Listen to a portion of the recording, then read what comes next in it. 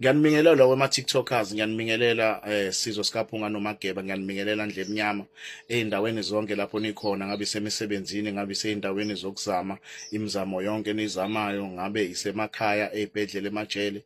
Ngiyanibingelela abafowethu, ngithi uNkulunkulu nje asimbonge usigcinile wasipha usuku lokuvuka, usuku oluhle. We are given a chance to do what is right ngey'mpilo zethu.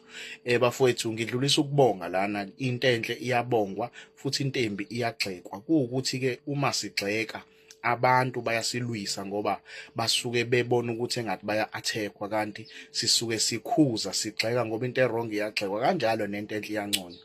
Ngiyabonga bafowethu, support eniyikhombisayo kwi-case kababa uGugu Dlamini, it's superb. Ngiyabonga bafowethu, niqhubeke njalo nibasize nabanye, because the Bible tells us uma usiza ompofu noma ososizini usuke utsheleka uNkulunkulu. uNkulunkulu-ke uyakukubuyisela ngesikhathi esifaneleyo. Qhubekani ngani kwethu nitshale, siyabonga Mpungose Athenizi, siyabonga Baba Umkhwanazi wethuleleni TV, siyabonga Dlamini Mzimba Khalimali, nazo zonke iy'nhlaka, wonke ama-support structures athe afaka usizo noxhaso. Siyacela-ke nawe ongenalo isenti, nawe ongakwazi ukuvela uvele phambili ukuthi hayi nami ngiyasiza, asimthwala ubaba uGugu Dlamini ngemikhuleko ukuze iprocess yakhe ihambe ngendlela futhi isheshe, ngoba it's been 16 years ehlele ejele, ehlalela into engekho, impilo yakhe imile nse. Bafowethu-ke qhubekani-ke nale support. Mina senginibonile ama-TikTokers, nina ningalishintsha izwe. Nale system yase South Africa esifeyila mihla yonke, ningayishintsha nina nazi abantu abazabantu, senginibonile ninamandla. Amandla ninawo, kwala Ramaphosa ohlezi lapha kulesa sihlalo esingamfanele ningamsusa nina.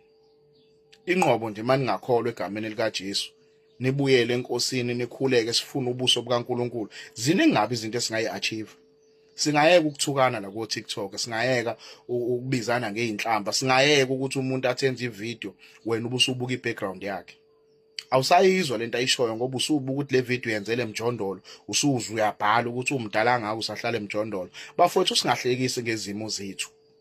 Izimo zethu ayifani, kodwa abanye bethu sisanelisekile ilokhu esinako nalokhu esiyikho. Kungathi wena mhlawumbe amandla akho mayekuvusisa ikhaya bese ubona ukuthi sonke amandla ethu asivusisa ikhaya. Siyeke ney'mpilo zethu ziyasanelisa. I-social media platform asiyisebenzise ngendlela e-right. Siyeke ukuthukana, siyeke ukugxekana. Siyabonga ingane zakwethu uBaba Dlamini, siyathemba ukuthi uzobuthola ubulungiswa. Siyabonga kakhulu bafowethu, uNkulunkulu anindisele, uNkulunkulu